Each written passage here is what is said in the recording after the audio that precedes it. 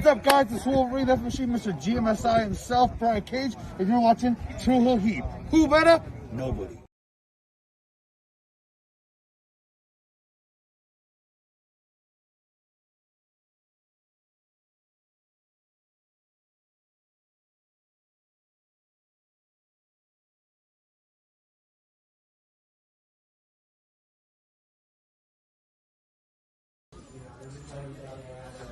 This is the knockout artist, Chris Hero, and if you're looking for some true heel heat, you better listen to them boys.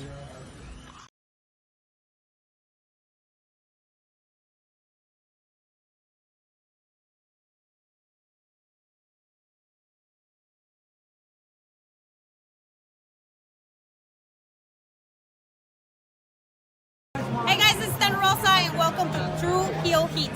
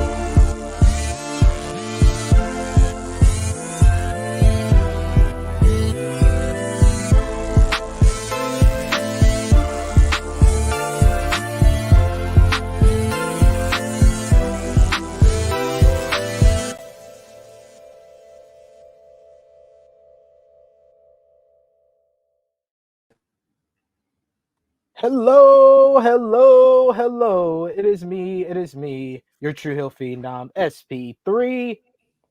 We are live on the True Hill Heat, YouTube, Facebook, and Twitter for, of course, AEWramble episode 126, Ace versus King. We're here to discuss the December 27, 2023 edition of AEW Dynamite as only we can. And of course, to do that, I am joined by the man of 52,000 subscribers. You go to him for your TV and movie reviews and your honest criticisms of Tony Khan and AEW, because of course, Trio Heat is the own home of anti-AEW content. It is Jimmy Macram. Hello, ladies and gents. How the hell are you? I'll be nice. I'll be nice early on. Interesting week. Trying to decide who hates black people more, Jericho or Swerve. We'll get to that later, I suppose. I'm not entirely sure. We'll get to it later. I don't know. So you want to discuss the Jericho Christmas tweets? You want to discuss Swerve's new song that caused an uproar? It caused a minor uproar. It's like if you have like a small fire in a kitchen, like only a few amount of people really caught hold of it. It didn't burn through a town like a lot of other Twitter controversies. I was surprised by that. Well, I'll be nice. Let's keep it a buck. Listen, I like Swerve. I really like Swerve. You want to let the people know what you're referring to? Swerve has a song where he refers to this chick in the song negatively because she's, I quote, black and ugly. Now you can take that one of two ways. He did separate black and ugly, but it's clearly these are two negative things, or one big negative thing. I'm not entirely sure which. Either way, it's not a great look. Is it the worst thing ever? No. But is it good? No. Did he like Swerve more? No. Very Uncle Ruckus-ish. But hey, Uncle Ruckus is my favorite character from the Boondocks. I bet he is. We seen Whoa, what are you trying to say about me? You probably be pumping your fist. Man, go ahead, Swerve. There you go. I've saying that for years, boy.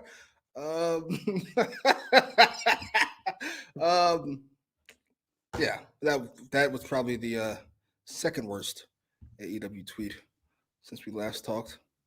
Because Chris Jericho does not shut the fuck up. Holy shit! What the fuck? What the fuck? I wonder if you want to say what Jericho said?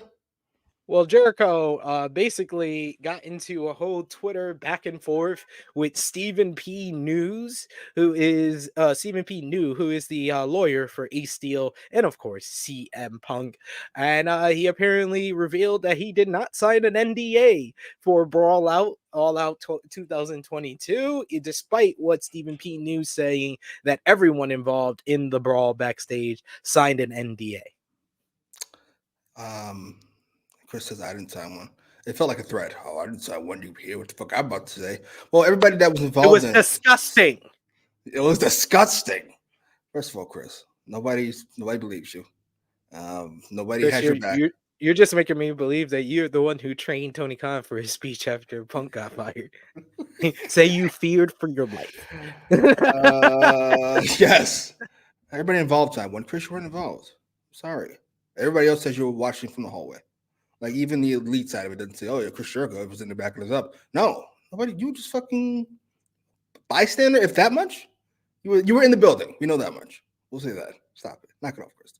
Yeah, you saw everything from a distance, or you would have been suspended too, because everyone who was in the room got suspended. Niggas who broke it up got suspended. Sir, you weren't there. Brandon Cutler, he didn't punching nobody. Kenny Omega did nothing wrong. He saved the dog. I was about to say, I think about this incident, the only person I like more coming out of it is Kenny Omega.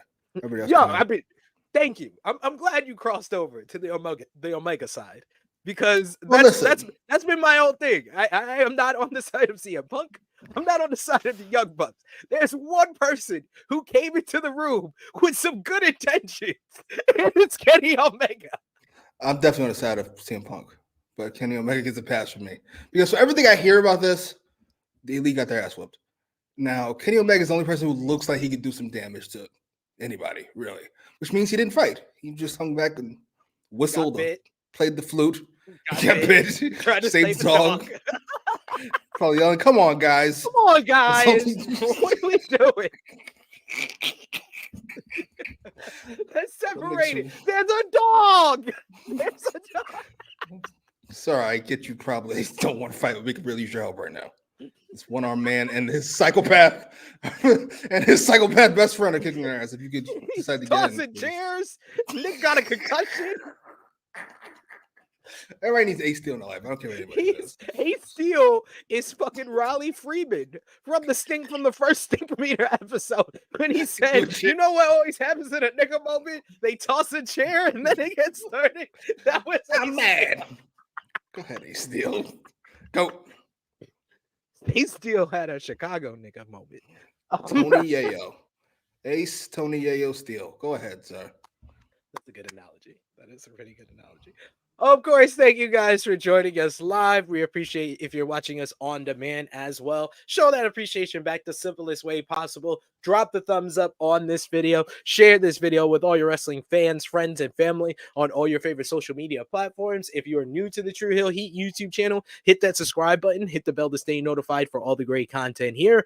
And of course, if you're with us live, sound off in the live chat. If you're watching us on Facebook, watching us on YouTube, if you're watching on Facebook, drop a heart, a like, a laugh emoji, an angry emoji. However AEW Dynamite made you feel, you could do that, but sound off in the live chat. And of course, we'll try to highlight as many of your comments as possible. But if you're feeling generous, it is also important to what we do here. You send those super chat donations. We always appreciate it. It goes back to all the contributors that you see on screen with us here. And it's still the holiday season. So if you want to give it, which has been a big month for us as far as the super chats with you guys. So thank you so much for everything you've given us throughout December. So let's end it off strong because we got some streams today. We got our World's End preview tomorrow. We got True Hill Heat flagship podcast on Saturday, and then the World's End review to end off 2023. But we got Steven Chambers in the chat saying, "What's up, SP3 and Jimmy?" We got Frantic World who says, "What's up, SP3, Jimmy and chat?" We got Negro Buck in the chat saying, "We're live, pal." Yes. And look at that. He even said it. He says, "Feels like forever since I've been able to catch the show live. Got the day off because I'm going to a WWE house show with the fam tonight." Good stuff. Good stuff. Congratulations. CM Punk's not going to be on SmackDown. I love to say Punk. Probably SmackDown since Punk's not on it. Punk works on Saturday in LA. Where he's going to meet some of the WBD execs, probably. His good friend Zave his ass off. We got Jonathan Hearn in the chat who says, "First time catching a live show. Sup, guys? Welcome, brother. You really love AEW. I suggest you take everything with a grain of salt. Could get rough. When we say grain, we mean it like the meme, like all of it. He says, "And we're off to the races." Steven Chambers saying, "Is SP3 and Jimmy going to World's End this Saturday?" Are you going? I'm gonna try to go. Go. Okay. My family hasn't been under the weather this week, but I'm gonna try to get myself in there. I'm gonna do the Jordan flu game and go to World's End. I mean, a lot of people are very invested in you going to this fucking show. Apparently so. Apparently, some people did not like me threatening us an anti-AEW smear campaign if I didn't go to World's End. That'd be nice. The more I look at her profile, it just makes me fucking sick. It's a wrestling fan. Like, above average wrestling fans make me sick. It's just, you can just tell. Stand up for WWE. I mean, stand up for AEW now. Frantic World says, "At least Swerve is not like Kanye West." I mean, well, there is that. He only hates black people. So Kanye's got a bit more of a spectrum. He hates quite a few people. That's all right. That's fair. And of course, we got our first super chat donation from who else, Jimmy? Than Santa Will Chisholm. He's still working. Despite, he's our sponsor. He's the sponsor of everything we do here at True Hill Heat. Because we see Will Chisholm's name, we just say, "Let's fucking go."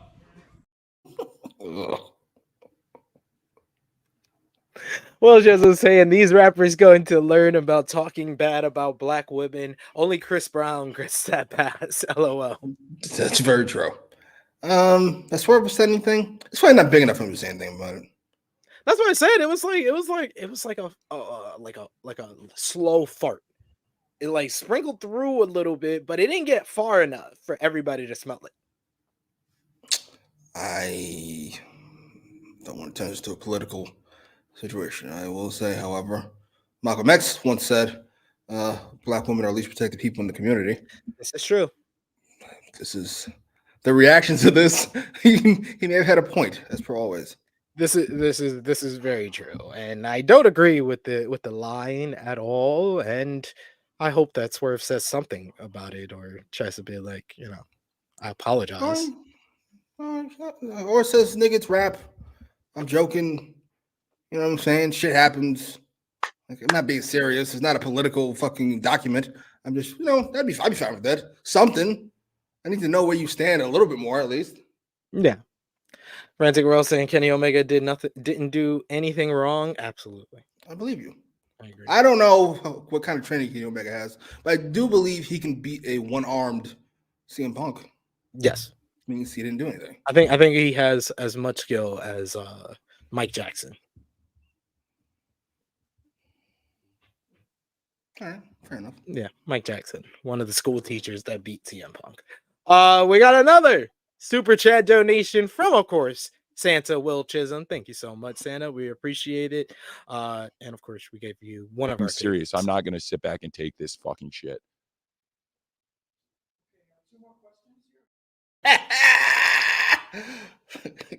Will Chisholm saying, "If Chris Jericho thinks that's bad, I love to know how he feel about his wife on January 6th. Well, that's different. That's protecting the country. Yeah. Stand up. They're standing up for their rights. His wife's just an idiot. She might not be a racist. She's just adult. Nikki Boy saying this is funnier because my mom and brother have been rewatching Boondocks. I literally last week finished my rewatch of the entire Boondock series. And season 4 is still trash, but it makes you season 4 is so trash, it makes you appreciate those first 3 seasons. Like I have a greater appreciation for season 3 after rewatching it. I'm gonna watch season 4 eventually. I'm gonna sit down, I'm gonna fucking watch. Because it can't be as bad as fucking I hate that Katrina episode. Like it's just so just there. I hate that I'm sorry. Like the Katrina episode is on the low end of the first 2 seasons, but yeah, season 4 has the worst episodes of the Boondocks. It doesn't even feel like the Boondocks anymore. Like Huey is not Huey. Raleigh is just a punchline, and most of the episodes are about Granddad, and it's just like I don't want that. Fair enough. I'm watching. I'm fucking watching. It's weird. Very weird. We got Nikki Boy telling me I'm right, saying yeah, it's SmackDown SP3. AJ and Randy are gonna be there, so I'm happy. And LA Knight, yeah. Oh, I'm so happy. So happy. He's my choice for WWE breakout star. LA Knight. As he fucking should be. What's your do you split them up? WWE and something else? WWE and not WWE? I guess Swerve would be AEW, right? AEW's breakout star would be Swerve, yeah. I'm not mad at that. Yeah. I agree with both those. I'm so happy. All I want him to be mid-card, upper mid-card. Yeah, I've got way more than I asked for. I'll take it. I'm not greedy at all. Got a Roman Reigns main event. Now he's going to be in a big match with AJ and Randy. Shit. Probably going to take the pen, but hey. Yeah, be all right. Probably. Yeah. Yeah. I still hope that we get Logan Paul in LA Knight. I hope they don't do. Are you feeling like that's AJ in LA Knight? Where I'm just like, yeah, maybe it might be the best LA Knight match, but I'm just sorry, like that doesn't feel as big as Logan Paul. No, it isn't. It certainly is not. Like AJ Styles is great all time, Hall of Fame. He's not Logan Paul right now. Don't say that. I'm a little concerned now. Listen, dude, I love AJ Styles, but I mean, if you're a fan of AJ Styles, you do realize that this whole comeback, he's just redoing his 2013 Lone Wolf character.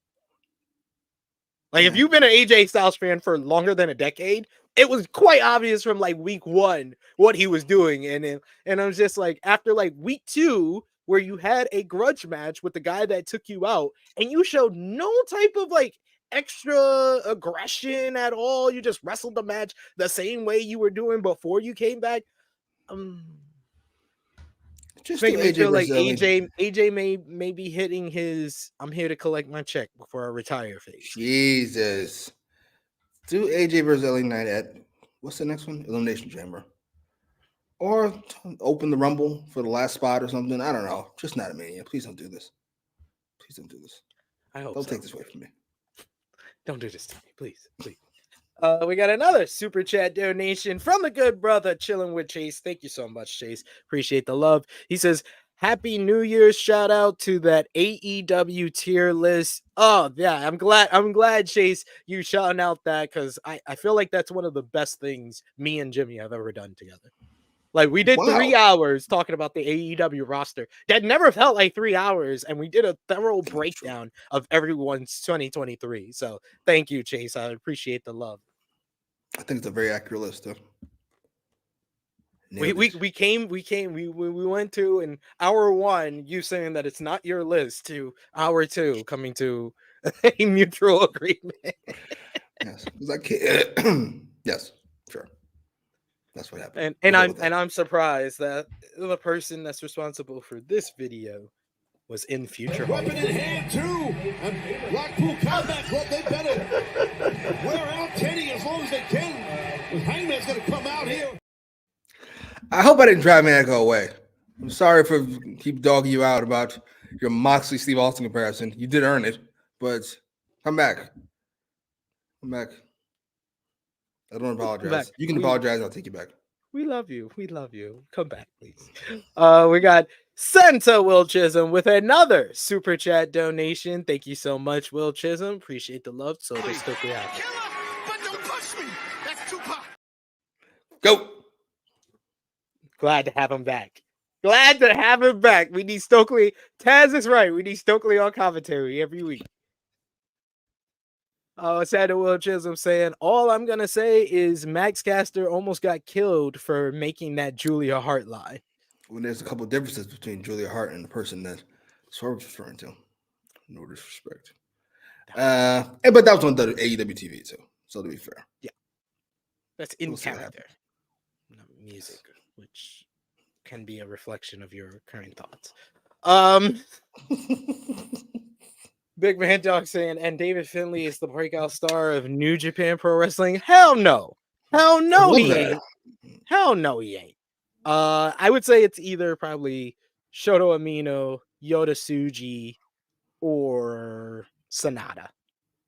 Sonata would be the big one. Would probably because he won the world title this year. Isn't David Finlay the leader of the Bullet Club? Yeah.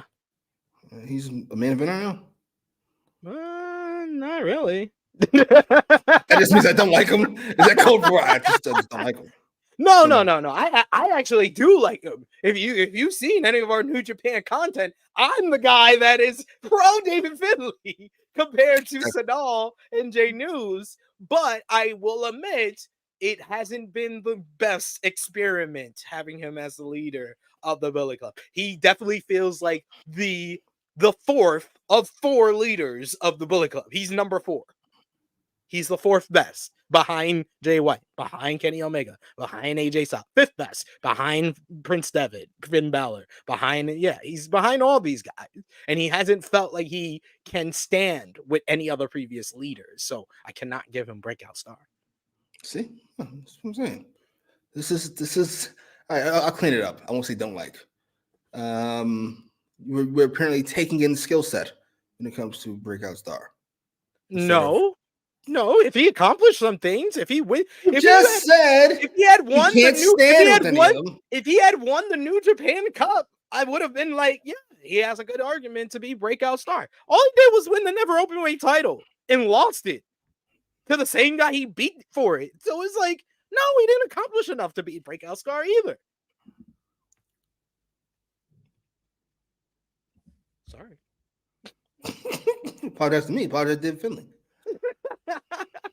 Hey, David Finlay, come on the show and I'll interview you. I'm sure he can't wait to come on now. You're the one who did this. I blame you for all of this. I blame you for not getting World's End tickets. I blame you for me having to slander David Finlay. Come on. The AEW thing is definitely my fault. And I'll say I take pride on it. We don't take bribes over here. We tell it like it TI is. And deal with the consequences. Because I don't care about the consequences. SP3 does. So he'll deal with the consequences. Yeah. He'll deal with the consequences of my actions. Yeah, I am dealing with it. Nicky Boy saying, yeah, the vibes of the Lone Wolf are there, but not as much as it should be. Yeah, definitely. We got Jonathan Hurts. It's going to be AJ Styles versus LA Knight at Elimination Chamber, and LA Knight going to get the push towards WrestleMania 40 against Logan Paul. I would hope so, but not what I would do is you have fucking Orton pin Knight and the triple threat after Knight was going to beat Styles somehow. Then you continue the Styles Knight thing with one spot left in the fucking Rumble and fucking LA Knight go over as he should. Sorry, sir. I know you guys are just fucking relatively close in age. I think it's only like a 5 or 6 year gap. He's the yes, he hasn't been here for 7 years. LA Knight got a bigger pop coming out than AJ Styles did for his return. Sorry, sir. It just is what it is. It is sad but true. Big Man, it's fantastic. Yeah. Big Man Don said I listened to the list video while working out and it was hilarious. I also listened to a bunch of it when we premiered it, and me and G listened to it when it went over, and he was dying laughing at a bunch of our stuff. So good stuff. Thank you guys. I appreciate it. We also got Trey Jones saying Carl Anderson, leader of the Bullet Club. No, he was a spokesperson at one time. Nikki Boy saying Gabe Kidd or Clark Connors are both better choices for leader. Gabe Kidd is Clark Connors. He needs to get there. And we got Joe Pearl of Fightful saying, I take bribes, by the way. Me too. Or a t-shirt. See this? Me too. I'll take it. This is how you end up Dave Meltzer fucking 20 years later, talking about fucking nonsense, how it's your fault for not recording the overrun. You become that guy. No, you maintain your integrity. This might be the greatest. This might be the greatest comment we will ever read on this show. Can y'all imagine how big THH would be without the liability of Jimmy Macram? In another universe where Jimmy behaves, THH Jimmy behaves is wild. Wrestling Observer. Jimmy behaves is wild. We would be the Black Wrestling Observer because they don't got one black person over there. See that? We'd be the new mouthpiece for AEW. That's fucking egregious. Hey, no, we would be the black because I'm like Dave Meltzer. I watch a lot of wrestling and I do star ratings. You're like an Earth 2 Alvarez who could win a fight outside a wrestling ring and can also talk your shit. So yeah, seems about right. The Black Observer. That's a goddamn shame. Black Observer. Ugh, that's what get it trending, y'all. Put it on Twitter. Say THH is the Black Wrestling Observer because Wrestling Observer don't got no black people. We got Big Man Dog saying David Finlay is going to turn into SP3's Chris Jericho in 10 years. Oh, that would be great. Great. Me and David Finlay talking. He giving me scoops behind the scenes at WWE. That's where he probably will go. His dad works there. I'm just saying. But let's finally get into the show. I think we've shit talk enough for nearly 30 minutes here. But let's get into the show. You got AEW Dynamite New Year's Smash. This show taking place from Orlando, Florida. What did you think about the crowd last night? They're all right. Mostly. Is Florida a slave state? It is, but like, when I say the South, nobody actually thinks about Florida. It's like its own thing. It's like an island in the South. Yeah. No, we're not counting. And we open things up with the Gold League final in the AEW Continental Classic. Jon Moxley versus Switchblade Jay White versus Swerve Strickland. Swerve Strickland getting a big reaction from this crowd here. And what we got was some really damn good wrestling throughout. The whole first 30 minutes of the show was dedicated to this Gold League final, where every individual kind of was allowed to shine and look strong throughout this matchup. The beginning stages of this matchup, you had Jay White quickly getting dispatched as Strickland and Swerve wanted to go at it with one another. They get dumped. You get White keeps getting dumped to the outside so Strickland and Moxley can fight one another. And then the fight goes into the crowd. We get some crowd brawling, which leads to Swerve hitting a big running knee to Moxley while he's sitting down in a steel chair. Each time, even in the crowd, this just Strickland and Moxley wanting to fight each other and just quickly just hitting Jay White once to get rid of him. I love that was kind of like the theme of the first stage of this matchup. It was just Strickland or Moxley beating up Jay White to get them out the way so they can brawl with one another. Really, Jay White kind of turned things around when he decided to really use the no disqualification stipulation of this three-way matchup. He pulls out a steel chair, gets plenty of heat, goes after the injured knee of Jon Moxley, hitting the steel chair shot, just brutalizing him, leaving it down to him and Swerve for a bit. Then we get all three men in the latter stages of this matchup. They're just going at it, just three-way offense. We get Swerve hitting a big house call on Moxley at one point, which leads to a big powerbomb transition power slam on White. He then hits a top rope 450, but Moxley comes in and hits a big double stomp, so all four men are down. Then you get a three-way slugfest. When we come back from commercial break, we get Moxley applying the rear naked choke on White. Once more, Swerve flies in and hits a house call to Moxley while he's got the rear naked choke on. That was a great shot. shot.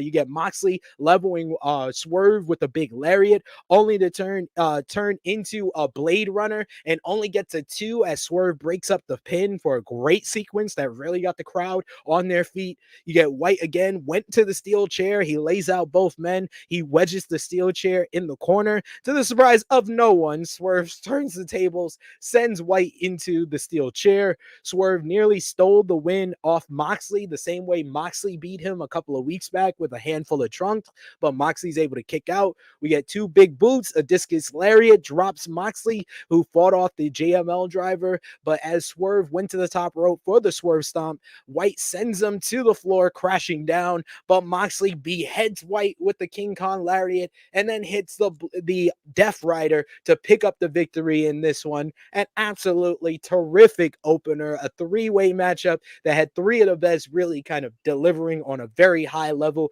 And this is a great way to open up an episode of Dynamite. 30 minutes just with top stars, star power, and great professional wrestling. That's my bag. What did you think about this one? Let's start with the good stuff because I don't want anybody to have a bad experience the first time watching the show.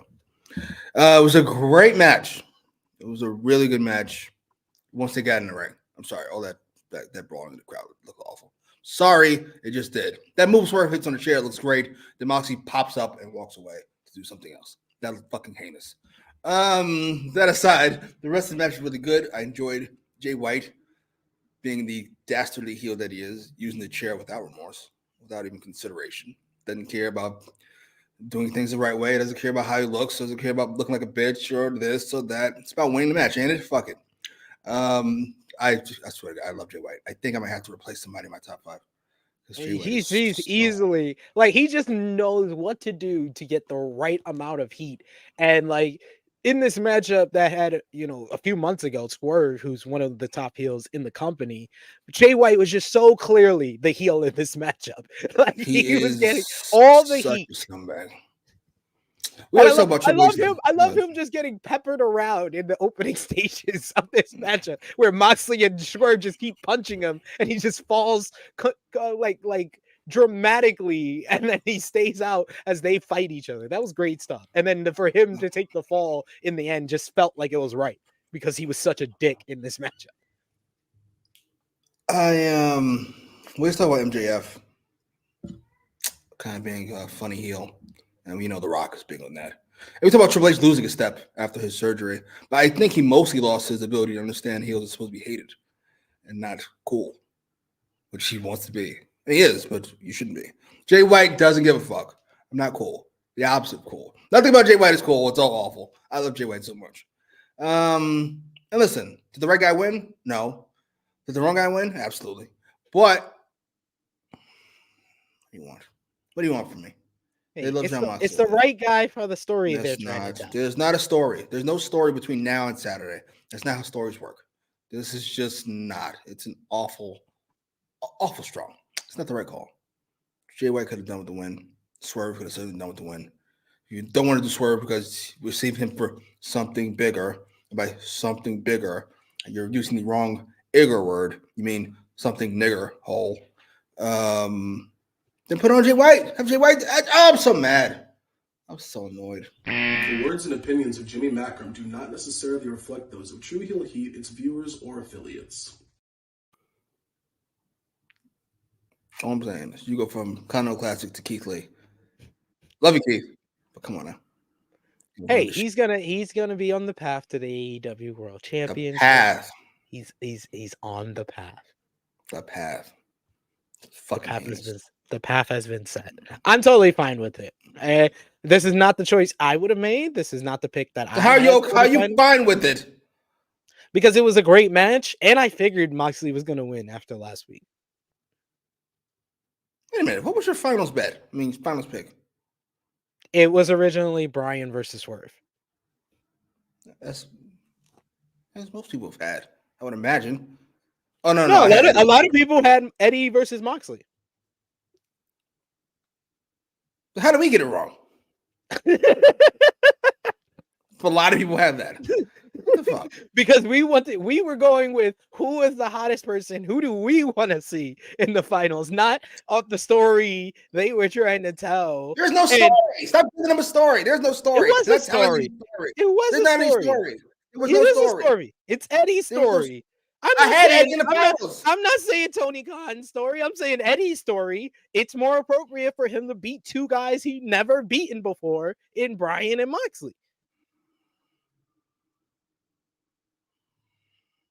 Sure.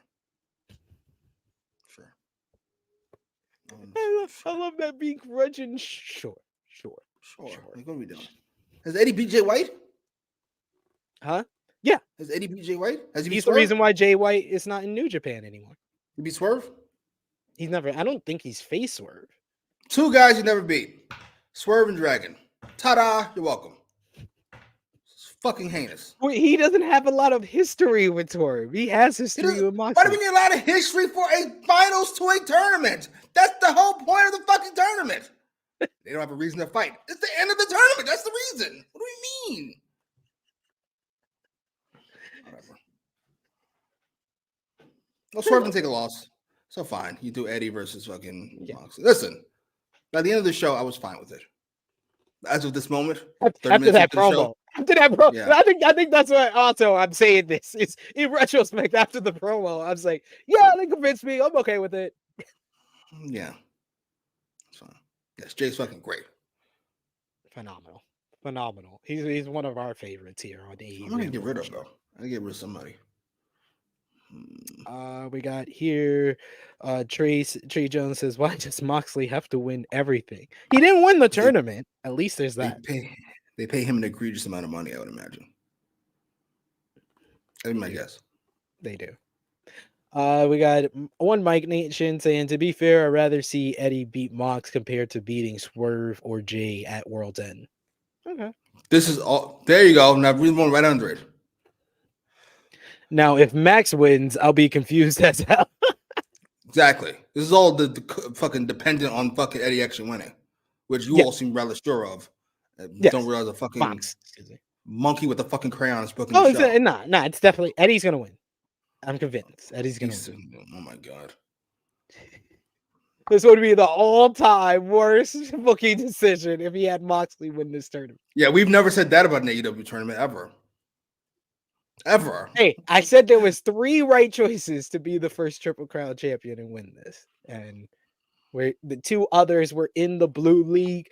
Mentioning that we had a video package hyping up that big matchup with Brian talking about Eddie being a bum, and Eddie talking about how he used that as motivation for the rest of the tournament and why he has gone undefeated the rest of the tournament, 3-0 since the Brian matchup. So I'm the king of the bums. I keep forgetting because I laughed so hard when I saw it on Saturday. Before he calls Eddie a bum, Dragon says there's another reason he doesn't like him or he's going to lose. What was the reason? He gave 2 reasons. It's like number 2, Eddie's a bum. This is after Eddie won the match and Dragon came out. Oh yeah. What did Dragon say to him? He's not better. I think he's not better than me, and he's a bum. Yeah, it was so beautiful the first part. And the second part, he was like, he's not a better wrestler. He's out there. And number 2, he's a bum. And then he just drops the mic and leaves. He just walked off. I was like, that is fucking fantastic. Holy shit. What did you see the Claudio Brian match? Dragon should not be fucking drawn with Claudio. That was great. Great match. Great match, though. Hey, I figured it was going to be a draw between them. Blackpool Combat Club. Come on. Gotta protect them in some way. There's a hierarchy. Dragon hit the top. And Claudio's at the bottom. I mean, he's ahead of Yuta, but that's about it. This is true. And Yuta gonna catch a stray later in the show. We got Big Man Dogs who says they would kind of do NJPW dirty if Mox walks into Wrestle Kingdom with another belt, because then you know he ain't winning the global one. That is true. That is true. We don't have to take into fucking New Japan to our fucking consideration. The fuck are you? We got Nicky Boy saying Brian is such a dick, but it's hilarious. It's so great. So I might have to put him on my fucking better as a heel list. I think Dragon might be that guy. He's so fucking hilarious. We got Flawless Jen who says the story is they are both untrained bums. I love both Eddie and Mox for their talking abilities, but they are both lacking in technical abilities. As JR would say, it's going to be bowling shoe ugly. It certainly is. Though I don't know. I'll be nice. I've been dogging on Moxley for a few months now. They've had great After that promo, I realized why I liked them in the first place. Stop wrestling, more talking, please. So before this show, what was your favorite C2 matchup? It was probably Dragon and Eddie. The first one. I'm gonna probably. I love Dragon and Eddie, but just to be different, I'm gonna say Dragon and Andrade. That was a really good match. That was fabulous match. We got next up. We go backstage to Tony Schiavone, who is with Swerve Strickland and Prince Nana, who are frustrated following the loss. Strickland said he wanted this so badly. So as the Continental Classic was breathing life, not just back into AEW, but the entire wrestling business. He wanted it so bad, but then again, I think about it. I didn't lose. Jay White got pinned. I didn't lose. Strickland brings up Keith Lee wanting to pay him a visit tonight, but he's not busy on Saturday in Long Island. Schiavone said Lee is not there tonight, but in case he missed Strickland, there was a contract for him for a match at World's End. Nana was frustrated that this didn't get his approval, but Strickland calms him down, and he says that they'll see if Lee shows up on Saturday. The match graphic is already made, and Swerve didn't even sign the contract, so I guess it's gonna happen. 1 year in the making. Swerve Strickland versus Keith Lee at AEW World's End. It'd be a really good match. At least I think so. I don't know how that face heel dynamic's going to be. I would imagine Swerve's going to get cheered over for Keith Lee. Sorry, I think Swerve is going to get cheered over Keith Lee in Long Island. Yeah, poor bastard. But listen, is this match well beyond its expiration date? Yes. Yeah. Is it going to do much for Swerve? No. But gets Keith Lee on the show.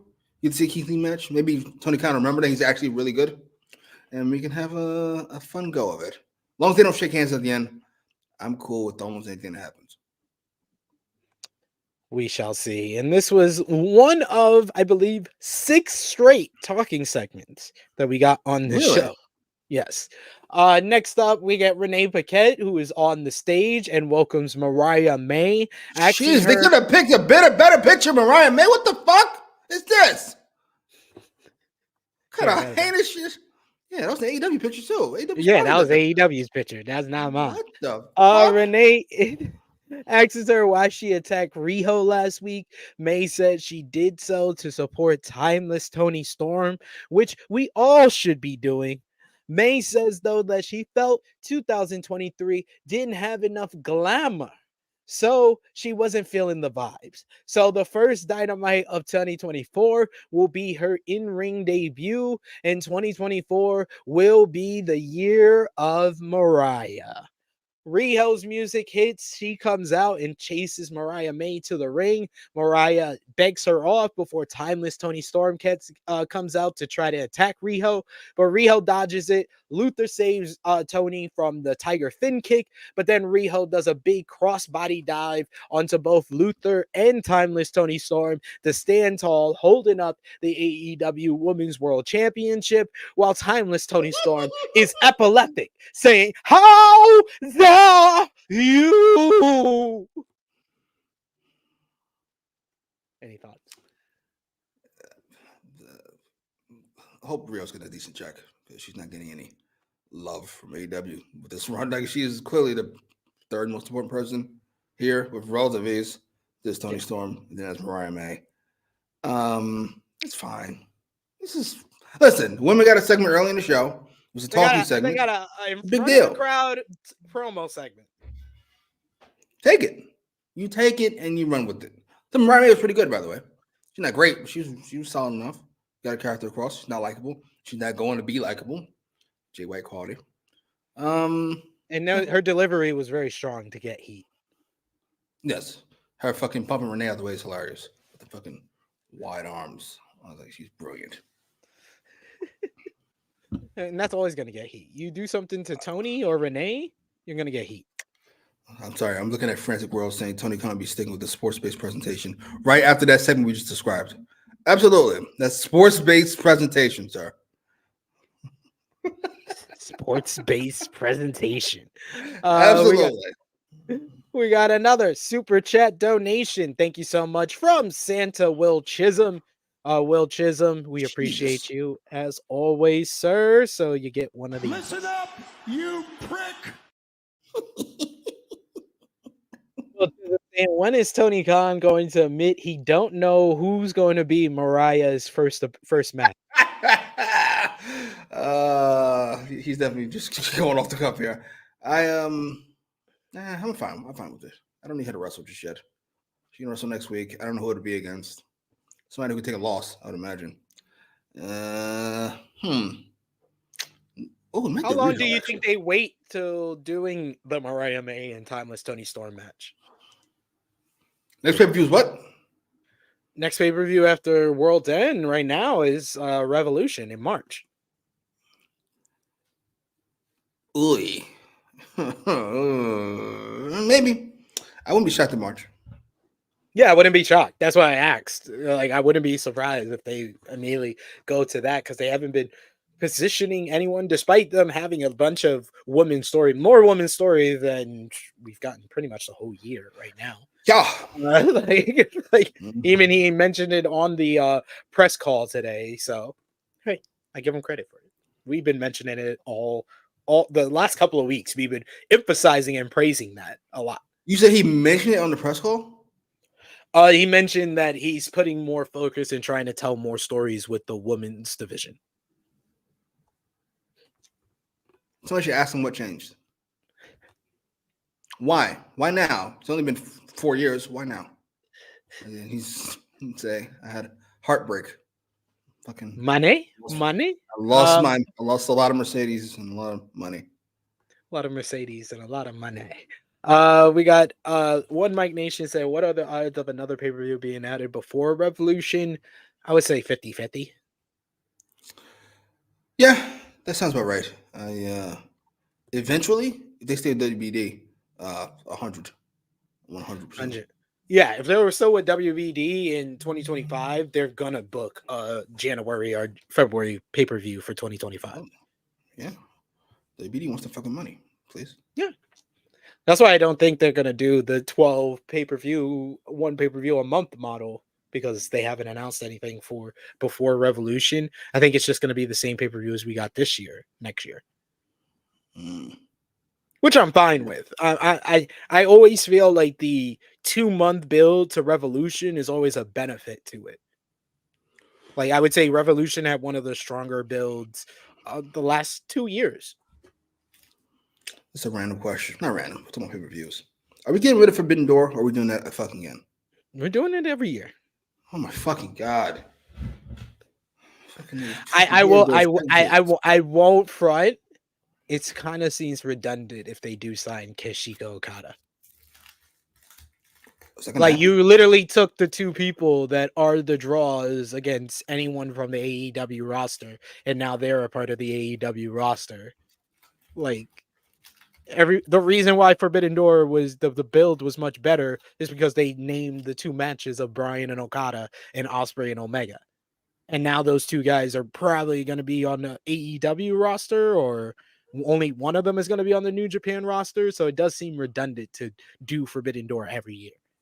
What is New Japan's footprint in Japan? Like, if they're the number one, they're the WWE of Japan. Well, that's why I didn't want to ask that because I figured that part. But my question is size-wise, like numbers-wise. Like, they're the biggest name, but like, what does that mean? Like, they'd be the tallest midget in the circus? Are they like? Do they make any money? That's my question I'm trying to ask. They have made money in the past. I don't know if they've recovered from the pandemic. Yeah, that was my question. I feel like a lot of these decisions are not made from a position of strength, it seems like. In between Impact and AEW, that's what I felt like. I didn't get WWE vibes from them. Not anymore. I used to. Now it feels like this, like I don't want to say like a mom and pop shop, more than that, but struggling. You're struggling here. Like they're not as big as they were 5 years ago. No, they're definitely not. The pandemic hit them very, very hard. Probably harder than anyone else. I would imagine. I would fucking imagine. They don't play over there. Not playing games. Put your fucking mask on. And the yen is down, so that's another reason why a lot of guys are leaving. I would absolutely. Fuck that. I'm trying to get paid. Facts. We got another super chat donation from our good brother Santa Will Chisholm. Thank you so much, Will Chisholm. He wants me to work with pricks constantly. That's what it is. Nevertheless,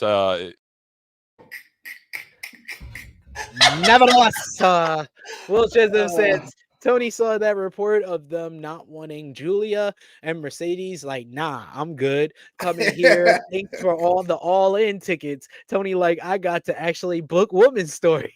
Yeah, no shit. Like, yeah, like once you reach a certain level, like they're fine on money. At least Mercedes is, I would imagine. Yeah. Like a footprint is a pretty big fucking deal. And the fact that she'd have no footprint with you is an even bigger deal. Clean your shit up, sir. Gotta do better. Gotta do better. We got here. Yes. I wouldn't mind that Stardom being involved in Forbidden Door to make it different than the last 2 years. Big Man Dog saying, "Oh yeah, 5 years ago they were more like AEW, but with WWE level nostalgia." No, they were never. They are the WWE. They're the biggest promotion in Japan. No. I get what he's saying. He's saying what I'm saying. You can't keep saying WWE, they're the biggest promotion. So what? I'm WWE of my house? That's not how that works. You have the fucking, we're talking about scale of company. The money-making thing. Like, yeah, they're probably on the same money-making level as like Impact. Oh, Jesus. Hurt my feelings. But the equivalent of that in Japan is WWE. No, it certainly fucking is not. That fucking conversion rate doesn't even track a little bit. We got also Chilla with Chase saying New Japan is a pretty large company in Japan. They're owned by Bushi Road, a pretty horrible company overall. Really? Yeah. Like how in what way? Like poorly run, or like seems poorly ran. Slaves. No, nothing like that. No child labor. We go backstage to Top Flight and Action Andretti. They said they aren't taking their loss to the Acclaim and Daddy Has to heart, but they want to keep going. And they said there's plenty of great trios out there, so they want to make an open challenge. Orange Cassidy salters in with Trent Beretta and Rocky Romero and accepts the match for Rampage, while Romero tells them, don't worry about Cassidy. He did the same thing to me last week. And Andretti says they'll be ready. And then he randomly takes out a bottle of water and drinks it and crushes the bottle. Holy shit. This was only like a few seconds. I hate everybody here so fast. This all sucked. Holy shit. Never mind. Maybe Swerve was right. Maybe black people should have less. I don't understand why these light-skinned Negroes get any TV time. No offense. I mean, outside of the ring. Inside the ring, I get why. Run and jump and flip and all the other shit, but what the fuck? I hated that shit. What is this? Give Orange Cassidy a break. Give him a fucking vacation. You're like he's like our Jon Moxley now. We want him to take a vacation. Yes, please take a vacation. Please, just take some time off. They have undervalued the AEW internet. It's like the more Orange Cassidy has this title for the second reign, it seems like day by day, usage by usage on each of these shows, the value and the prestige that they've built up in the first 8 months of 2023 is slowly dissipating. It's gone. Dissipated. Full stop. Oh, I have a complaint. I have a complaint. Some people might consider a small one. I consider a big one. Okay. WCW used to do this horseshit too. And it bothers me. I would not announce anything for Rampage, Thunder, Collision, Saturday nights, fucking whatever the fuck, in the first hour. I'm currently watching the show. Can you not try to sell me other shit, please? I just want to watch this show. Second hour, sure. Sell me whatever the fuck you want to watch. First, can I just get into this show first, if you don't mind? I just took my shoes off. You tell me to watch that thing on Friday. No. Sorry. You don't like them promoting matches for Rampage.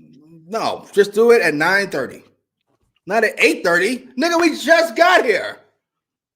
Ugh. And that was another talking segment, and then we get into what is this now? This is now second or third? Yeah, that was second, third, fourth talking segment where we had a video package from Miro saying that only once the Continental Classic was finished, he would seek to fight Andrade. Miro doesn't want to fight Andrade because he's the client of his wife. He wants to fight him because he is an asshole. And then it's announced that these two men will meet this Saturday at AEW World's End. I'm very interested in this matchup, and I like the fact that they were able to keep it spinning throughout Andrade being in the Continental Classic. Where he comes out of the Continental Classic, it feels more over than he was before it.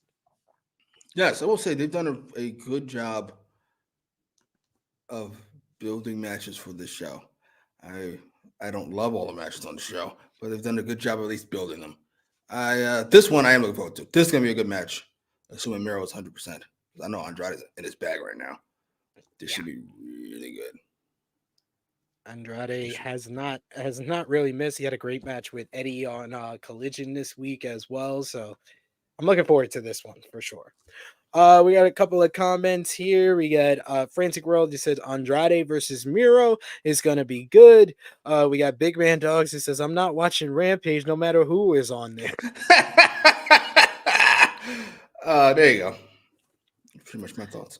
We got Chillin' with Chase saying Bushiroad is a poorly ran company, mainly as they only have one moneymaker, which is Weiss Cross, and the rest of their products end up flopping. He says Bushiroad is a company that for trading card games and conventions. Gotcha. So it's just like they're an actually shitty run company. Fair enough. And then we got another super chat donation from, of course, Santa Will Chisholm. Santa Will Chisholm, we appreciate you. Good. They go on Twitter. I don't see how this is going to work. This is absolutely ridiculous, Sid. I miss you, MJF. Will Chisholm says, I need SP3 to book WWE, and I need Jimmy to book AEW. Jimmy would make Willow double champ in 2 weeks. Might never take that long. Open the show up Willow, close show. You would do that to Timeless Tony Storm? For Willow? I'd fucking throw Timeless Tony Storm down some fucking stairs. Jesus Christ, sir! The words and opinions of Jimmy Macram do not necessarily reflect those of True Heel Heat, its viewers, or affiliates. I like Tony Storm a lot. Come on now, it's not crazy. Only person who fucking I would even think twice for is Jamie Hayter and Rhea. That's about it. There we go. We got the next up are what is this? Fifth talking segment in a row as Tony Schiavone is in the ring to introduce the Don Callis family. Don Callis, Konosuke Takeshita, Powerhouse Hobbs, and Kyle Fletcher. I love the way Tony Schiavone announced them and just was so frustrated to be in the ring. Callis says there's been a lot of stuff going on outside of wrestling for him the last 2 weeks, which has been very difficult. Callis couldn't have gotten through it without his family. So to honor them, he got them all portraits. All of these are quite hilarious. You got Powerhouse Hobbs having Callis throwing up a West Side sign, and the one with Fletcher has him and Fletcher boxing kangaroos. Him and Takeshita, you have Takeshita with a knife behind Don Callis with a whole bunch of muscles and tattoos. There's a fourth portrait that we don't see, but then Don Callis talks about how the Don Callis family is complete. And I was like, oh, that fourth portrait has to be for Sammy. And then the music of Sammy Guevara hits, and Sammy Guevara makes his return. Callis was caught off guard by the return. Guevara cut off Callis and said, "Long time no talk." As Callis asked if Guevara got his gift for his newborn, and he says no. Callis revealed the fourth portrait of their entire family, with Guevara holding his daughter in the middle. Guevara gets upset and asks, "Who the hell told you that you could put my baby in this picture?" Getting in Callis's face. Fuck. Callis said Guevara wasn't mentally capable of being a parent, which, I mean, he makes a good point, because that reaction was definitely not a normal mentally capable reaction of a parent. So he says they're there for Sammy. Guevara said Callis is making things about himself. He was like, you got Powerhouse Hobbs who beat Chris Jericho, you got Big Tank who beat Kenny Omega, but no one's ever heard about all of that because everybody's worried about Don Callis. And he said he never heard from Callis when he was out with a concussion. Callis says that he was disappointed. Guevara dropped the ball. He got the biggest opportunity of his life, and he got hurt, and he left for 5 months to have babies, which is hilarious because Callis earlier in the promo said he's only been gone for 2 months. So that's what made it. That line caught me, because I was like, he's changing the months as it goes on. Callis put out an ultimatum to choose his other family or the Don Callis family. But if Guevara picks the wrong choice, he'll be remembered as big of a disappointment as a wrestler as he will be as a parent. This leads to Sammy shoving Don Callis down before Hobbs and the crew attack Guevara from behind. This leads to Chris Jericho, of all people, coming out with Floyd the Bat. He runs off the Don Callis family. He smashes all the portraits with the baseball bat but one, and then he hands the bat over to Sammy to smash his painting. Jericho and Guevara slowly stare at each other. They tease a handshake, and then they give a loving hug. A loving hug. But before the hug can continue, the AEW World Tag Team Champions Big Bill and Ricky Starks appear and attack both men from behind. This attack goes on a little too long before the lights go out, and when the lights come back on, it is Sting and Darby Allin who show up to make the save. They drop the tag team champions with some baseball bat shots. Sting, Allin, Guevara, and Jericho all stared each other down, and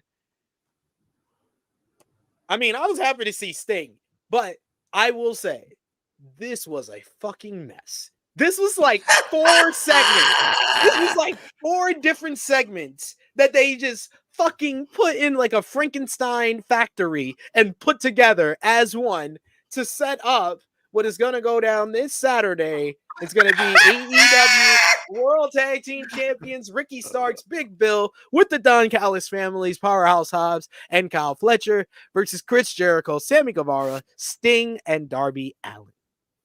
Holy shit. Wait, if this segment was just the Don Callis Boxing Week, return of Sammy, Jericho coming out, reunion of the Sex Gods, I would just be like, yeah, I mean, Sammy Guevara and Paul White, I know no difference between them, because this dude was heel for a week and a half. A week and a half. He turned heel on September 20th.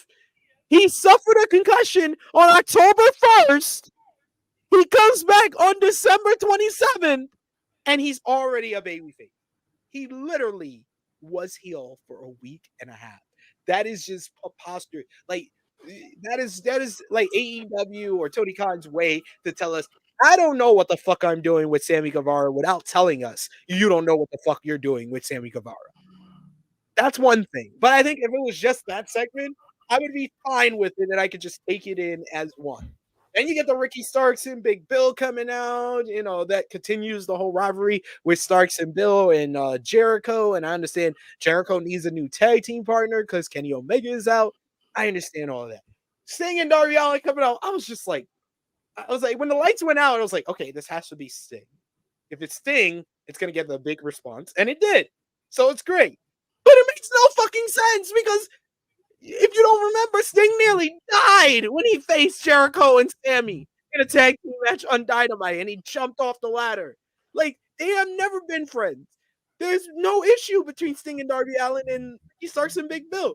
So there's literally no reason outside of just Sting being Batman for him to come out and save Jericho and Sammy. All of this was just a clusterfuck. This thing is, this is bad. I don't care what Kenny Omega has.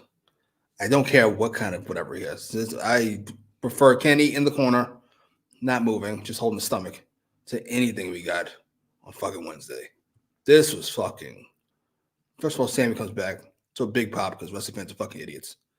And then he starts talking, and the crowd just dies because, of course, they do. Because who wants to hear Sammy talk about fucking anything? He snaps about his kid being in a painting. First of all, if I didn't tell you that was your kid, would you even know? Would you think it's some random fucking baby? Because of course you do. And secondly, what the fuck are you even babbling about? It's a pain. First of all, the man thought about you enough to have a painting prepared, and you weren't even here. He was just carrying it around. But too much. I will say, if anyone was great during this segment, I don't care what anybody. I know it's the cool thing to rag on Don Callis. He was great in this segment. Don Callis is the only person who understands how awful all this shit is, and he acts appropriately. I was carrying it around for 2 months. That shit is hilarious. I don't care what anybody says. And this is already the dumbest thing ever. And then Sammy turns, and then here comes Chris Jericho, who just got turned on by Sammy last time he saw him. First of all, Sammy realized Don Callis is not a good guy. All that shit he was talking about happened before Sammy turned. What the fuck are you on about? And then all the rest of it that you talked about. I hated it before all this shit happened. After all this shit happened, I was laughing hysterically. Like, what the fuck is even going on? What is all this? All this for Kenny Omega? He's important. He's not that fucking important. I don't need 8 people to replace Kenny Omega. What the fuck is this shit? We can do Daniel Garcia or fucking the Big Show and just continue with a stupid ass match. Why are we doing all these things? Poor Ricky Starks. Save Ricky. Save Ricky, please. You poor bastard. We'll get you out of there, sir. Punk and Cody, you're working on it right now. We'll get you out of there. I'm so confused. I was so confused by a lot of this. This hurt my head. I gotta be, I was really enjoying the show up to this point.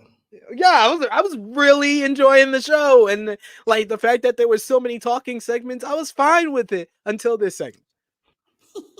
Like I said, I think because Don Callis was the only person in this that was good, I would have been fine with it, even though Sammy turning babyface again makes no sense. I think I would have been fine with it overall. It's just the addition of Starks and Bill and Sting and Darby just made this look like a whole mess. Good on FTR for getting out of this. They didn't know they were getting out of it. They got out of it somehow. Good job. We got Safet who says now Sammy is becoming Big Show 2.0. Yeah. Yeah, unfortunately. At 20 years old, he's got as many turns. Fucking Big Show and Kane ass motherfucker. What the fuck? Oh, we got Chilling with Chase who says Big Show must be proud of Sammy. It killed Big Show's character eventually. It did. By like 2013, though. Took a while. 2012, 2000. The 2010s was when it was just like, okay, now y'all wildin'. What are we doing?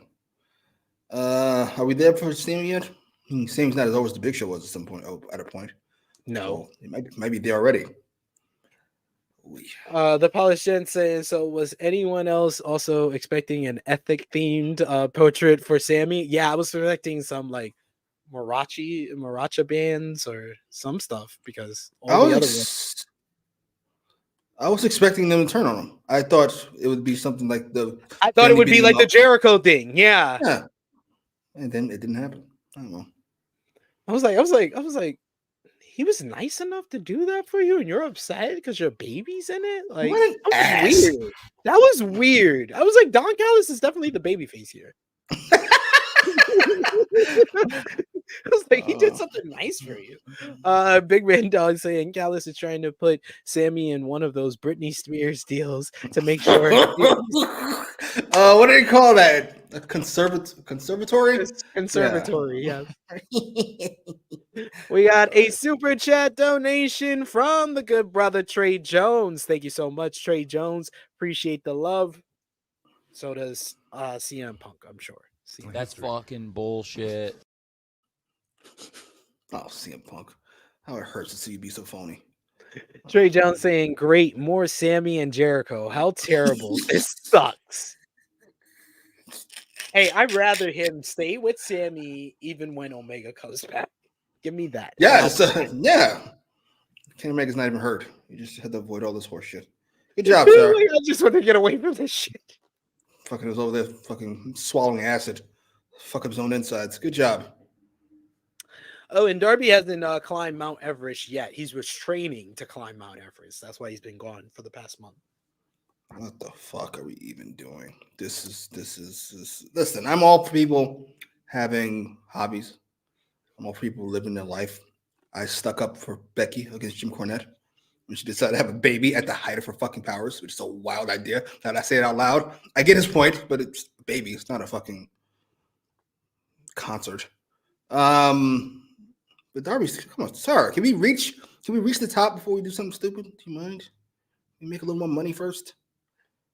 Got Big Man Dogs. He says, I mean, Sammy was never fit for that group anyway, so I guess that's something. Good riddance.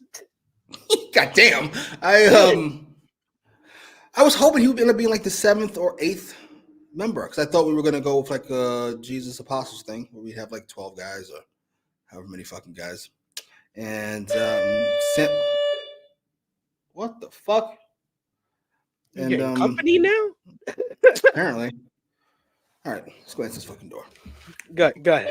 Hey, goddamn!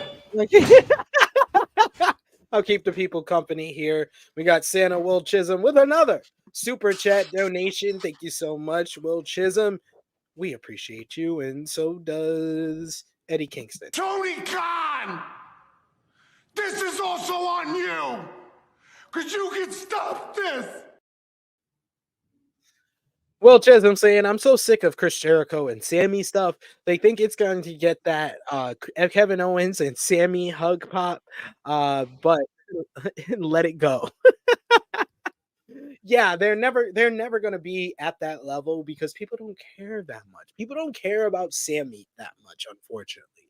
I think that they need to totally go back to the drawing board and kind of strip him down and make him anew at this point, because he's at that point of no return where the only thing that gets you interested in him or even pay attention to his character is turning him face. That position, you kind of reach a point of no return. We got Kevin Lewis who says Jimmy cooking. Yes, he is, as always. We also got another super chat donation from Trey Jones. Thank you so much, Trey Jones. We appreciate you. So does MJF. Thank you. Fuck you. Bye. Trey Jones says, who wanted Sammy and Jericho to get back together? Jericho. That answer's easy. That's an easy answer. He needs vacation too. I think he's afraid to lose the spot. We got Kevin Lewis. He says, am I bugging, or is there a little too much family-oriented factions in AEW right now? Well, how many there's Don Callis family and there's the patriarchy. That is too there's too many. That's too many. Yeah, that's one too many. Too many. It's not egregious. Yeah. I mean, Don Callis family, I can do without him. I think that turn on the Don Callis family? No, I'm just saying, if I had to choose one, I would pick the patriarchy. Did you finally come around to the idea that I've been saying for however long they've been around, that this is a group that makes Don Callis a star? It puts Takeshi in the back. Sorry. It does. It does. I can't front anymore. And they literally said it in this promo. Like when you start acknowledging stuff like that, but you're not doing anything to change it, that's an issue. That's the whole issue. We go backstage to our 6th straight talking segment as Roderick Strong is backstage and with the Kingdom, and they have a chart, they have a bulletin board to show us who is and isn't the devil. And he says all signs point to MJF as the devil, and Strong promises to expose Max as the devil. These things add up. Very well done. Oh my God. Yes, that is very well done. But these things add up. When you do segments that have no point, I told you, I tried to tell you, these things add up. This was worthless. Yeah. It's a waste of everybody's time. Sorry. Just is. As funny as the Renee thing was, it's not funny enough for a segment. Sorry, it just isn't. Yeah, I agree. You could have scrapped this or put this on Rampage. But they had to save the show. So you know what they did? They threw out Bryan Danielson and Eddie Kingston. And we got the Blue League final of the AEW Continental Classic. Eddie Kingston versus Bryan Danielson. The crowd was loudly behind Eddie Kingston, and Danielson knew it. And Danielson, this was the closest thing I think that we've gotten to 2006 Dick American Dragon Bryan Danielson in a while. Like the trash talking, I was just, you took me on a time machine. I felt like I was back watching Ring of Honor when they was in front of like 100 people. Early on, you get Kingston connecting with a Saito suplex, huge tope to the floor to follow. Then we start the theme of this fucking matchup. Loud ass fucking chops that sound like a leather strap was being whipped across these men's chests. Loud chops from ringside from Kingston before heading back in the ring where Danielson got his revenge, got some chops of his own. Kingston exploded out of the corner with a double hard chop before going to the apron where Danielson punted out his leg and hit a DDT on the edge of the ring, followed by a flying knee on to the floor off the apron. Danielson controlled the entire break, but Kingston would keep coming back with like big chops that just completely were bruising the hell out of Danielson's chest.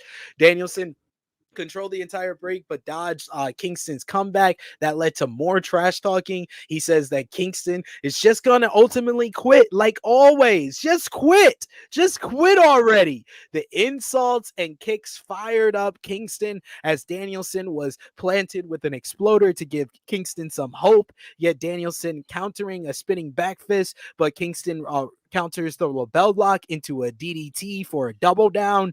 We get machine gun chops from Kingston as he is just completely just tearing Danielson anew. Danielson countered another exploder and sank in the label lock, but Kingston was able to make it to the ropes. Both men fought up the ropes where Kingston found himself in the tree of woe, and you could tell Kingston did not want to be in this goddamn tree of woe. He was trying his best to not have his head all the way down, to have the blood rushing.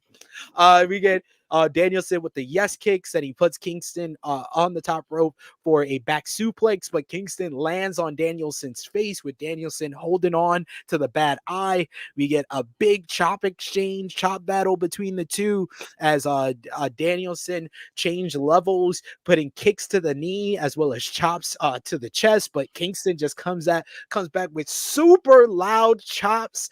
Danielson's chest is beat red, almost bleeding at this point. He still manages to block a chop into a bridging regalplex. During the yes kicks, Kingston spat at Danielson and avoided a corner drop kick, turning Danielson inside out with a lariat. He then followed up with the Northern Lights bomb, only for a 2 count. Both men traded pin attempts and home run shots as Kingston went for the Oregon, but Danielson moves out the way and hits the Psycho knee, but Kingston is barely able to kick out. Both men are down. The crowd is just on fire during this one. The facial expressions of Kingston as he was eating a series of anvil chops were absolute masterpiece. You could just see him getting pissed off, then just fading back into like a level of unconsciousness. It was so great. Kingston is beaten down. We get the kicks to the head, which look absolutely vicious, just stomping Eddie's head down. And then the referee checks on him to asking him if he wants to give it up. And Kingston just puts the middle finger up to let him know that he's going to continue. One thing, the final shot, Danielson charged for another Psycho knee, but he ran right into the spinning back fist. We get a half and half suplex, another wild spinning back fist. We then get he tries to pick Danielson up. Danielson tries to block it, but he's able to pick him up for the Kawada bomb. 1, 2, 3, high stack. Eddie Kingston has won the Blue League of the Continental Classic. 4 straight wins, and he avenges the loss to Bryan Danielson. But not only that, he scores his first victory over Bryan Danielson of his career. You said earlier Kingston versus Bryan was your favorite match of the Continental Classic, and I thought that matchup was superb. This match might be better. This was just absolute brutality. Like, this was just two men just leaving it all in the ring and just beating the ever-loving hell out of each other. How to say this? Why is my natural instinct to shit on somebody when I praise something? I don't know. I'll think about that later. But this is why I haven't been as fond of the BCC, because it's robbed us of fucking single star dickhead dragon. And this reminded me of him versus Hangman. Those 2 times they fought. And he's just going under the ropes and just killing time. Fucking dickhead dragon might be my favorite dragon. I can't get over how good he is every time. Best wrestler in the world. We're trying to tell you for forever.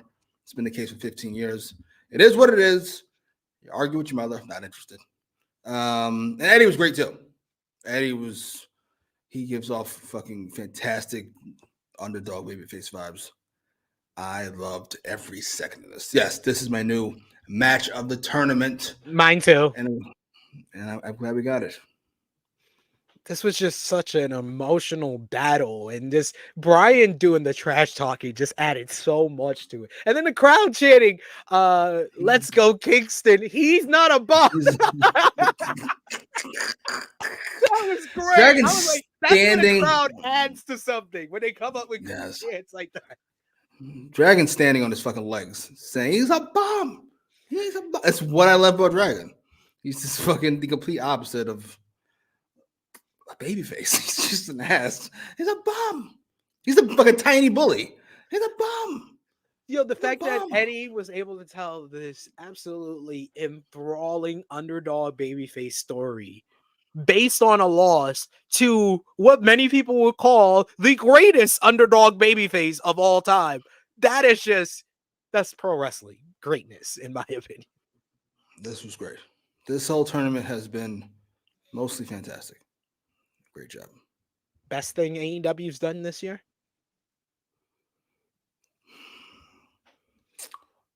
Oi, that's a really good fucking question. My instinct is to say yes, and with relative ease. It's definitely the best thing they got to finish. I was curious where that Punk MJF stuff was going before. Yeah. But yeah, I can't think of anything else I'd even put on this level. I mean, the rise of Julia Hart's been fun. Tony Storm's been great. Hangman and Swerve is the only thing that comes close. And the Christian Cage character. I was about to say Christian's whole fucking patriarchy might be up there. It's definitely a conversation. It's top 3 with relative ease. We got Big Man Dogs. He says match of the tournament for sure. We also got Nicky Boy who says those head kicks look gnarly. Oh man, this is when I start cringing. I cringed a couple of times in this matchup when Danielson's chest starts bleeding, nearly bleeding, and then the stomps to the head. I was just like, ugh. They looked great in an awful kind of way. I don't know. I'm assuming Dragon's being as safe as he can, but he can't be safe. It just can't be safe to stumble. It's impossible. I mean, how much you pull up? Oh, so good. Damn. He's saying match of the night. We also got Steven Chambers saying Danielson and Kingston chopping the holy shit, the holy snot out of each other. Frantic World. Fuck. Eddie Kingston versus Bryan Danielson was fire. We also got Nikki Boy. He says, really love this match. First time I can recall that I actively rooted against a dragon. The heel work was beautiful, though. Yes. He does. And I thought the commentators were serious for the first time. Oh, nice. Probably for the first time in months. Thank God. It helped after this match. They knew what story they were telling. They knew what story they had to tell. Even though I think the match would have been even better if Nigel would have came on commentary. Well, then you can't ruin your fucking dragon heel work by him shitting on Dragon all the time. That is true. Oh, Brittle Danielson. I love Nigel, by the way. I really watch Collision, but I can't. The polished gent says, why is my natural instinct to shit on something I want to praise? Damn, this match made Jimmy wonder why he is the way that he is. He had an existential crisis because of this match. Yeah, I was going to shit on the BCC. I was like, well, why? Can't you just praise it without the rest of that? That's great. That's so great. Existential crisis are great. I just saw Barbie. Barbie was good. It was actually a good movie. Actually liked it. Even though, they were a little preachy. Post match though, if you thought the match was great, I got something probably as great or maybe even better. Jon Moxley comes out to the ring. He first checks on Danielson before Kingston stares down his former best friend. Moxley takes the mic and he says all he's ever asked from Kingston was 100% his best. He was like, for someone who thinks the whole world hates him, Kingston sure has a lot of people behind him. AEW fans love Eddie Kingston and they deserve his very best. The problem is Moxley knows Kingston better than he knows himself and knows Kingston can't beat him. Moxley says he's done favors for Kingston in the past, but if Kingston wants the Triple Crown like all his heroes, he's going to have to earn it. Kingston has enough of this shit. He snatches the mic out of his hand and he talks. He says, you talked enough. Moxley's talked enough. He says, you're not going to treat him like his young boy bitch, Wheeler Yuta catching a stray. Kingston reminded Moxley he broke in before him. He says, I am your senpai. He was like, I am your senpai, dog. He says he's the king of the bums and he's going to push Moxley on Saturday. Kingston reminded that Moxley said the company needs people like Kingston. He says when he wanted to leave AEW, he says that he forced him to say he can't leave because this company needs people like him to shape the younger guys. Kingston said Moxley needs to show his fighting spirit and he is going to bust Moxley up and enjoy it before saying that was his outline. Basically, hit his music. This was fantastic. I love Eddie Kingston.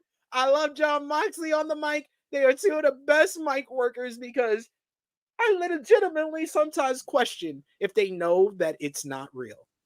That's my biggest thing. And that's why I was sold on this being the Continental Classic final. What did you think about this promo segment, Jimmy? I wonder if they were running long because fucking Moxley's not done, or he's a great actor because he just snatches the mic from him like, nah, you're done. And then he goes, this was fantastic. As much as Moxley bothers me in the ring, I always have to remember he's one of the best mic workers in the business, the best 2-minute promo ever. And he's really great when he gets to personal shit, particularly with Eddie, who I assume they feel rather comfortable with each other. Which is why they can kind of talk over each other and yell and scream. It's just great. Eddie was great here. Moxley was great here. It makes me forgive them for the Moxley win. Sure. Let's do the match. Hey, Eddie's got to overcome all his demons to become the Triple Crown champion. That's a great story. It's not a great story. It's a good story. It's a great story. Overcome his demons. What is this? That'd be nice. Hey, he said it. I'm not bringing it. He said it. Steven Chambers saying Eddie winning this. Moxley really needs his vacation. Not more than Jericho, though. I'd send so many people home right now. Jericho, Moxley, Orange Cassidy.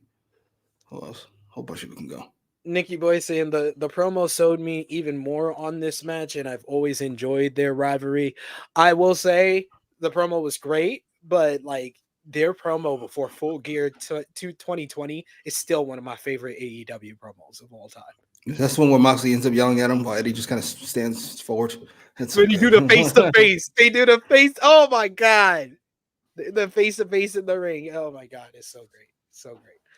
Backstage, we saw throughout the night Christian Cage and the Patriarchy were waiting on Adam Copeland to arrive with the prodigy Nick Wayne and Mother Wayne. He corrects Lexi Nair. He says, "Who are you?" He's like, "Where's Renee?" All right, whatever. Where's he at? He's been waiting all night.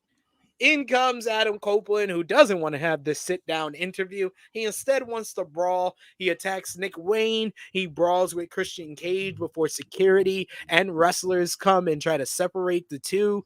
Copeland had no problem going through them, though, as the brawl with Cage spilled into the hallway, and other wrestlers had to come to separate the two, with Copeland breaking free from the group to get in a few more shots. Copeland yelled that Cage is his, while Christian said, "You attack me from behind! You're a coward!" It's great. It is going to be no disqualification for the TNT Championship. Christian Cage versus Adam Copeland this Saturday at World's End. What did you think about this segment? Who do you think wins on Saturday? This was fine. I think you missed the opportunity to actually tell a story instead of just having Christian there for 3 different segments with the same waiting on Edge. Why? If Edge wasn't so bad, why didn't you show up immediately to fuck him out? If that's all you plan on fucking doing.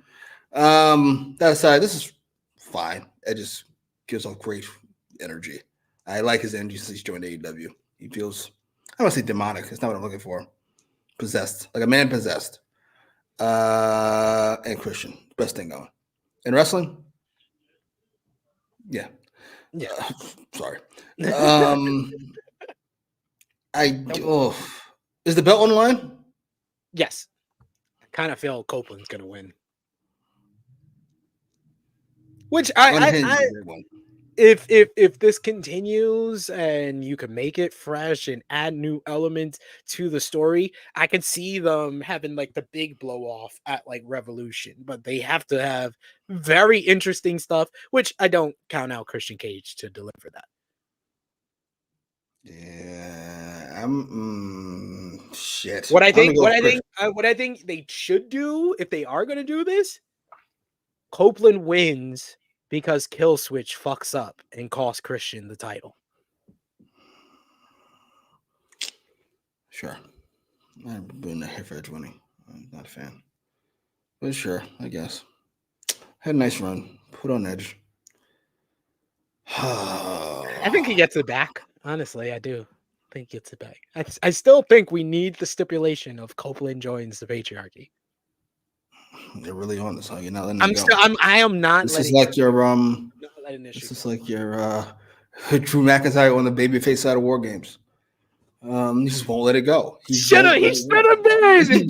He should have done the turn. It's over. It's like Okada should have been in the same block as the babies in the G1. I stand on all my opinions, and I've been proven right time after time. I don't really care. I gotta be honest. I don't really care who wins this. I joined the feud. I don't make sense. I'm not enjoying it. I'm joining the feud.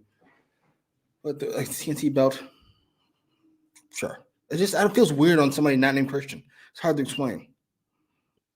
Especially a guy that's supposed to be like a main eventer. Like Christian made it into a main event title, but it's gonna be interesting to see how Copeland can be as champion if that's what they're gonna do.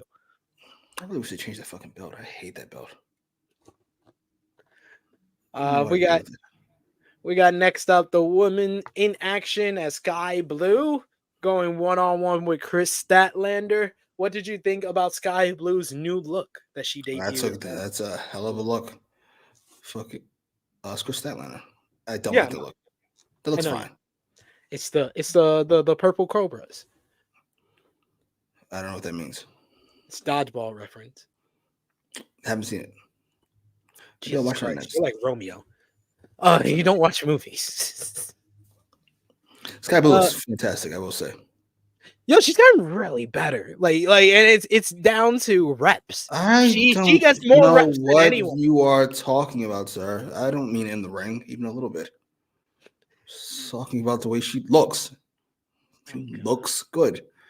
Like literally, stop analyzing my words. I meant what I said. She looks good. We had Stokely Hathaway on commentary for this one. As Excalibur said, Hathaway is trying to drive a wedge between Chris Statlander and Willow Nightingale. Hathaway was insulted at such an accusation. He also brings up that his cousin used to work at AutoZone and twisted his ankle. And he's like, you know how long he been out of action? 5 years. 2 weeks. He's still getting a check. He was like, Chris Statlander broke both ACLs and came back within months. I'm sorry. That might have been the line of the night. That was the line of the night. Pretty solid matchup between these two. Very physical and aggressive by Sky Blue with this new attitude that she's been having. They fight on the top rope where it looks like Chris Statlander's about to get the advantage on Sky Blue, but Sky distracts the referee enough for Julia Hart to come in and blast Chris Statlander, and then Sky Blue follows up with an avalanche, Code Blue to pick up the victory. After the matchup, Blue and Julia jump Chris Statlander until Willow Nightingale comes out to make the save. They run off until Abaddon comes out on the stage to stare down with Julia Hart ahead of their TBS Championship match at AEW World's End. Jesus fucking Christ. What did you think about the matchup, Stokely on commentary, and more? I don't know why that made me laugh the way it does. Stokely's got great comedic timing, firstly. Yes. And being out 5 years with twisted ankle is so preposterous. It's funny. He said it with such conviction. Guess how long he was out? 2 weeks? 5 years. 5 years. He's still getting the check. The match was really good. Sky Blue, well, she does look good. She has improved in the ring tremendously. Statlander has always been solid since she's fucking been here, and she's done nothing but get tighter, so to speak. As for the post match, listen, Julia Hart interfering. Listen, sure, Julia's great, so that's a win. I like their team together. I don't know how I feel about. It's not true. I know how I feel about Abaddon. Like we keep trying this every year or so. We do something with Abaddon. Abaddon and Riho very much feel like challengers of the moment. We know what's gonna happen. We know. I mean, it's got whatever. Fuck it. Just come in, take the loss, and be fine. But we got Willow, very over, and still in this. Stokely is great. I'm glad Willow got some shine here. That's all I'll say. I'm very happy. She had on the little Scott Steiner chain dress top. She did. I'll do awful things. I don't care what Swerve says. I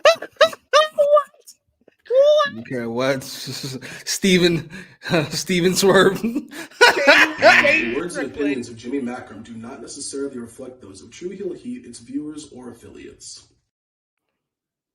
That was actually Stephen Pujango's last name. Most people don't know that. It was Strickland. Wow, I'm done. I don't care what he says. I like Willow a lot. Delicious. We go backstage to our third women's segment of the show.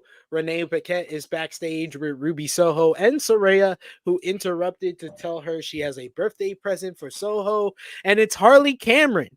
Saraya says that she's a good little helper who will do anything. She's good with her hands.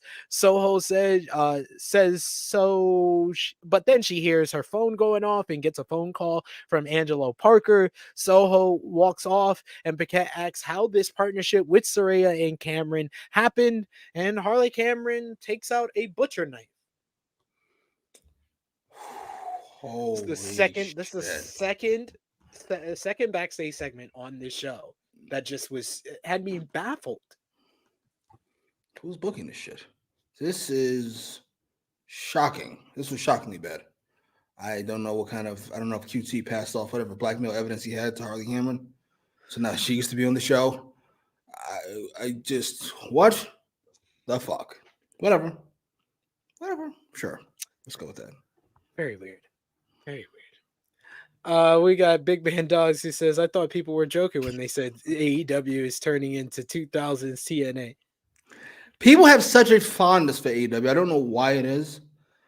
Maybe it's because it's origin. It's kind of all these fucking indie wrestlers coming together to build this new at the time when fucking Vince was losing his fucking mind. They don't want to acknowledge that the ship is fucking sinking. We got to throw people off this fucking ship.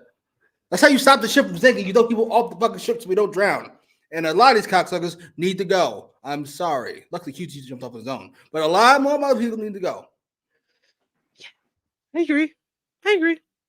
Check out our tier list where we cut a lot of contract. The main event is MJF and Samoa Joe defending the ROH World Tag Team Championships against the Devil's Masked Henchmen. TNA, let's go. Aces and eights. Let's get to the it. Two henchmen came in through the crowd, and MJF walked out first. But Samoa Joe was seen screaming in pain backstage, clutching his leg. MJF told referee Rice Bensberg he's going to do this on his own. He doesn't care. He said he's going to fight them off. He is got a heavily bandaged arm. I was like, God damn. He's in rough shape. He still fights off the Devil's Henchmen, making a pretty good effort in trying to fight them off for all of about 1.5 minutes because this needed to go fast. They fight to the outside where another one of the Devil's Henchmen blasts Max in the back on his shoulder with a lead pipe. They put him on the apron where the other one of the masked henchmen delivers a heat seeker. 1, 2, 3. The AEW World Champion gets pinned by, I don't know who the hell these guys are. Mere days before he defends the title against Samoa Joe. A choice. Post-match, all four of the Devil's Henchmen come into the ring and jump MJF. A hobbled Samoa Joe comes down with a steel chair to make the save. But as Joe is helping up MJF, the Devil appears on the big screen with the words, "Pleasure doing business with you," shown. And Joe then turns his expression and then blasts Max in the back with the steel chair, and that apparently he wasn't injured at all, and he's been working with the Devil this entire time. Joe, we don't know that. I mean, we'll talk about it. Joe told MJF he did this to him and laid out MJF with the Muscle Buster before holding up the AEW World Championship and a boot over MJF's chest as we close the show. What did you think about this main event angle? Because I won't call it a main event match because it definitely wasn't that, but this main event angle before World's End. This is fucking heinous. I told you all. Yes, now you're going to get the Jimmy told you so portion of the program. I told you all this was shit a month ago. No, they can turn it around. No, we can do this. It can still be good and right and all this shit. What if it's out of this sucks? And no, I don't give a fuck who's under it could be fucking Roman Reigns under the Devil Mask. That doesn't make any of this good. It's all shit. Samoa Joe listen, the reason I said we don't know that is because the only way this makes sense is if Joe and the Devil came to an agreement last week or 4 days. They've been working together the whole time. It makes no fucking sense. That is impossibly dumb.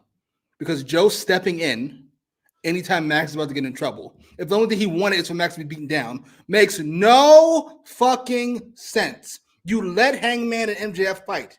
You let fucking Swerve Company stomp the shit out of MJF if that's what you want. Why the fuck would you stop? This makes no fucking sense at all. This sucks. Full stop. I've been saying this whole time that every week you kind of get a hint of who the Devil might be. And I think that this whole big reveal with Joe working with the Devil is kind of confirmation that it is Adam Cole. Because Adam Cole was the one that talked MJF into giving Joe the shot. Adam Cole was the one who talked MJF into taking Samoa Joe's help. Adam Cole is set this whole thing up from the start. So that's why I think it's Adam Cole now. But I won't deny that, yeah, this has fallen off greatly in a rapid amount of time. All you've done is create more and more plot holes.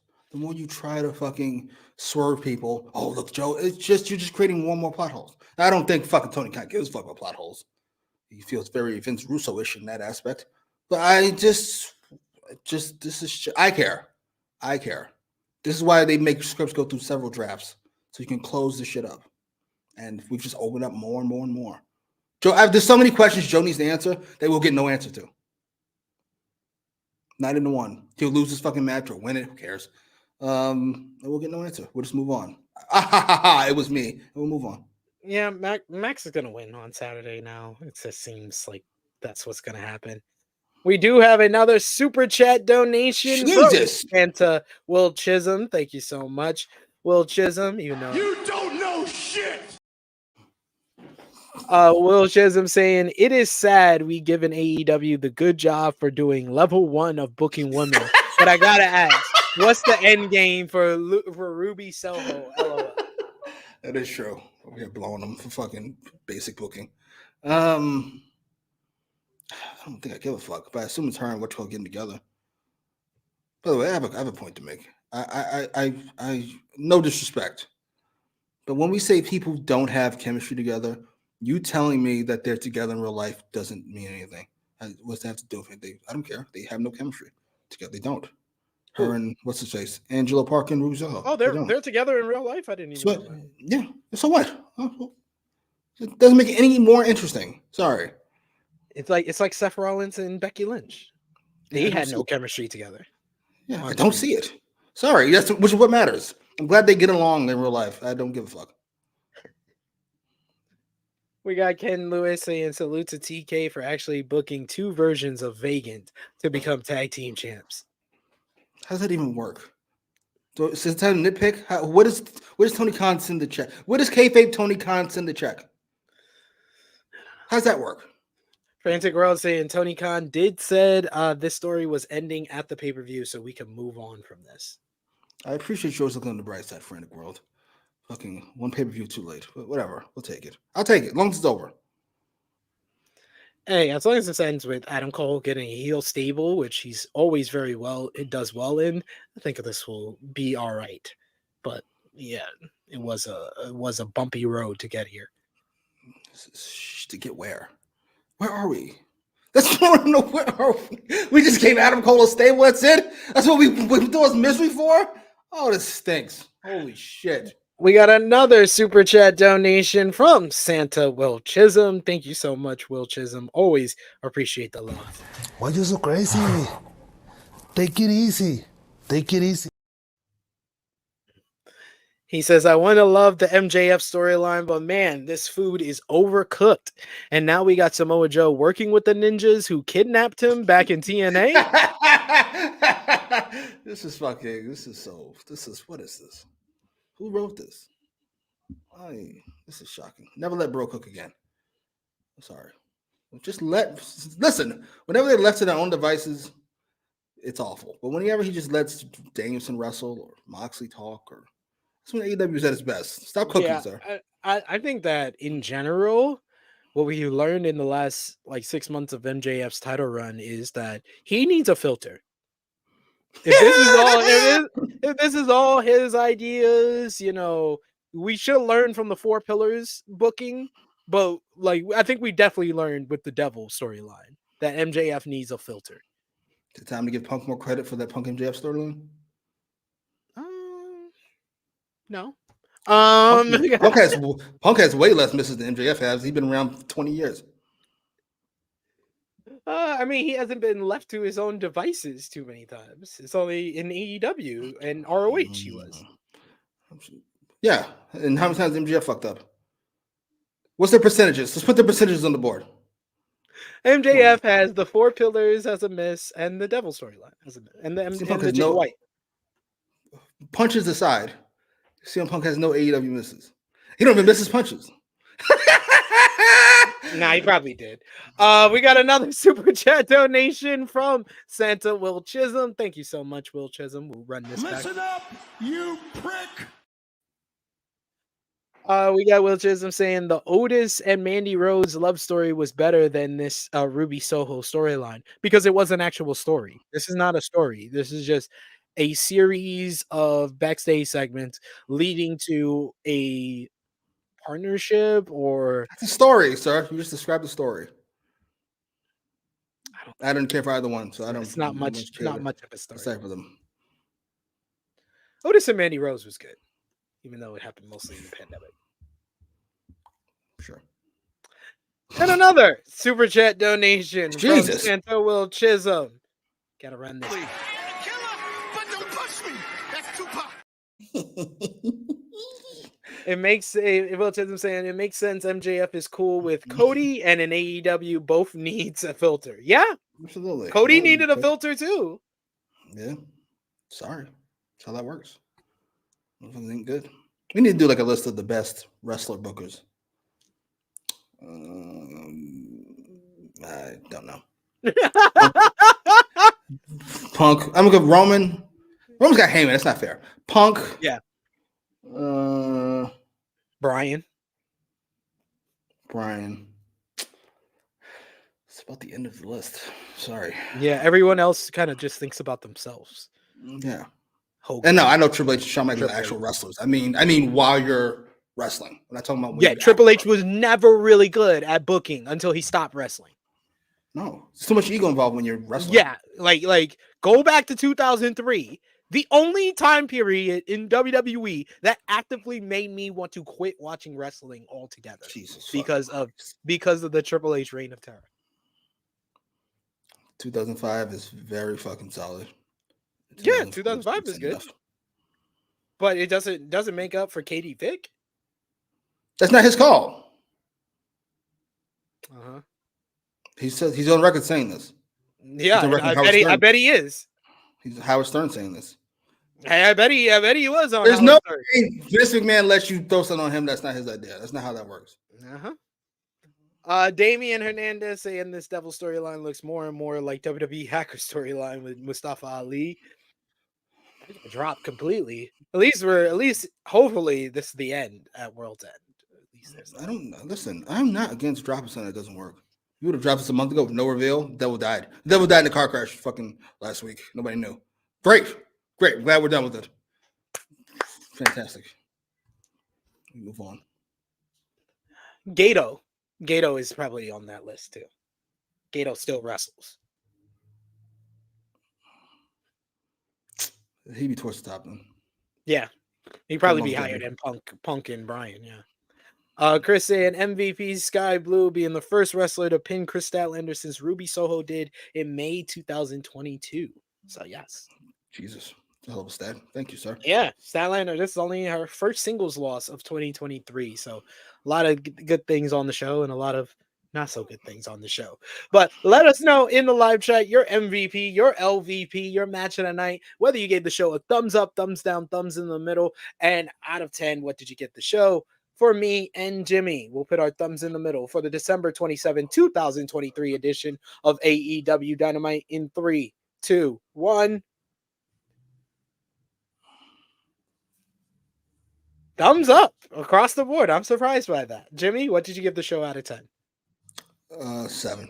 Something I can justify.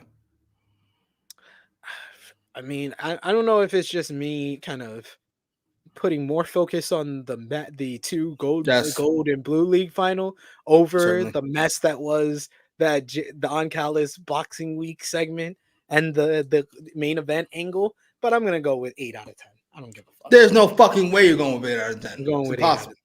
8 That's out of 10. fucking heinous. 8 out of 10. Oh my god, this is fucking egregious. 8 out of 10. Oh my god, I don't give a fuck if there was Bret Austin and fucking Eddie and Mysterio on the show. There's no way it's an 8 out of 10. Frantic World, we know he's on the payroll. That's account. Wait,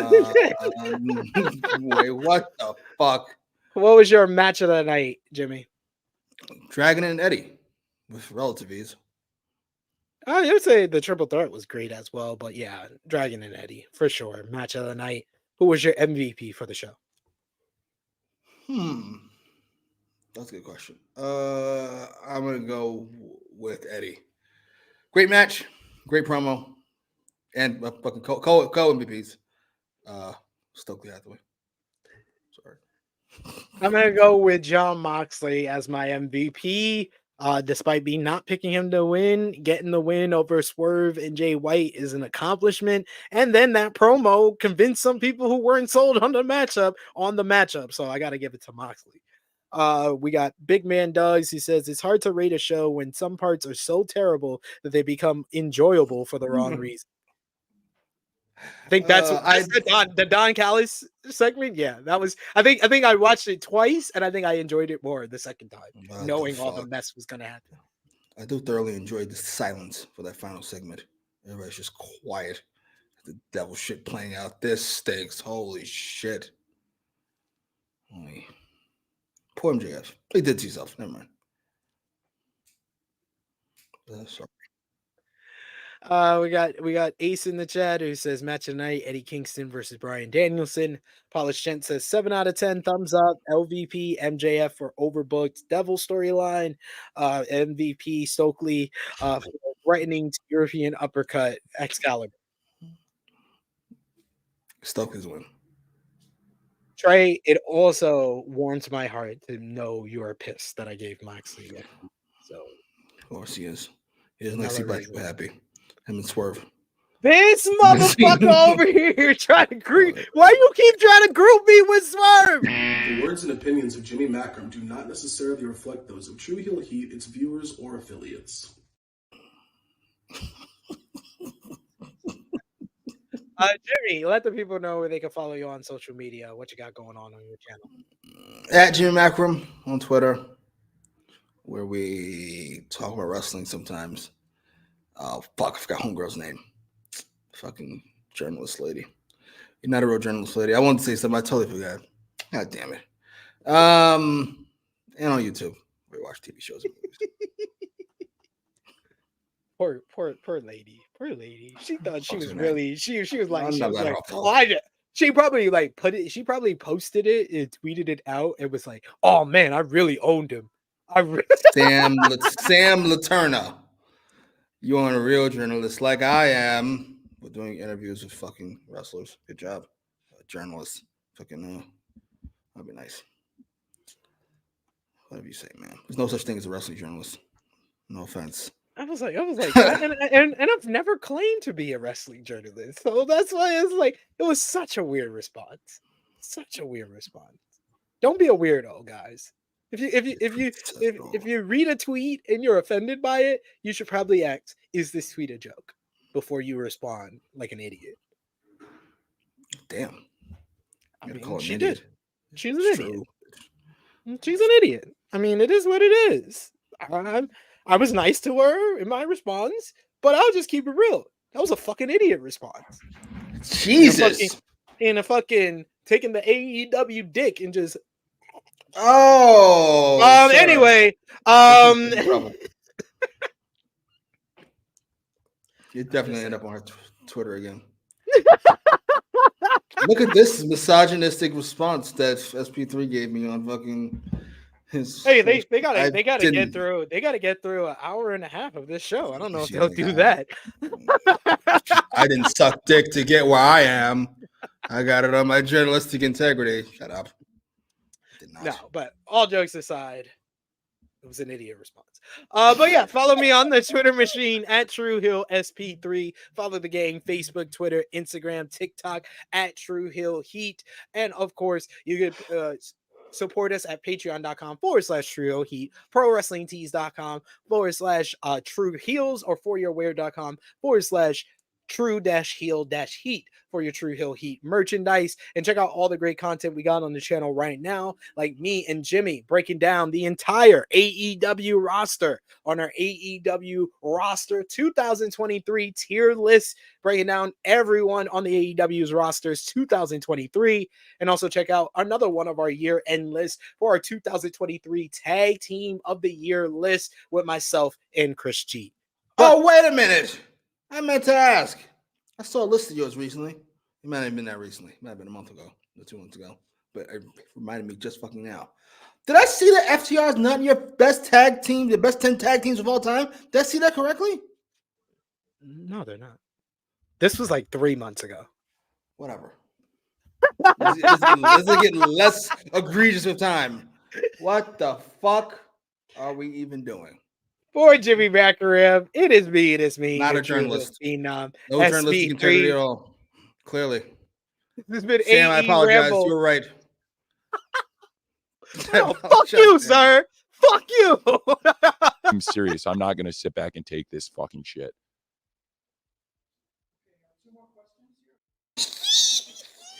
This has been AEWramble episode 126, Ace versus King. We are signing off until next time. See you tomorrow on our AEW World's End preview.